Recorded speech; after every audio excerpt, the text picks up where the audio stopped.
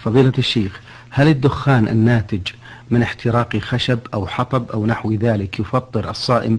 وهل الكحل يفطر أيضا؟ أرجو بهذا إفادة. الدخان لا يفطر الصائم، وكذلك الكحل،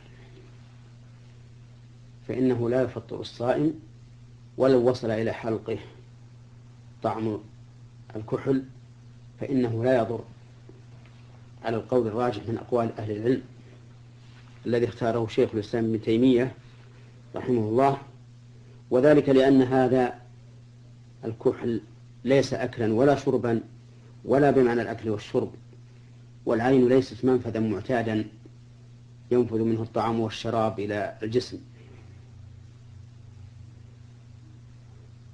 وأما الدخان فلا يفطر أيضا، اللهم إلا من استنشقه حتى وصل إلى جوفه فإنه يفطر في هذه الحال، لأن الدخان له جرم يتخلل المسام فيصل إلى الجوف، وإذا استنشقه فقد أدخله من منفذ معتاد، فإن الأنف منفذ معتاد يغذى به الإنسان عند العجز عن التغذية عن طريق الفم.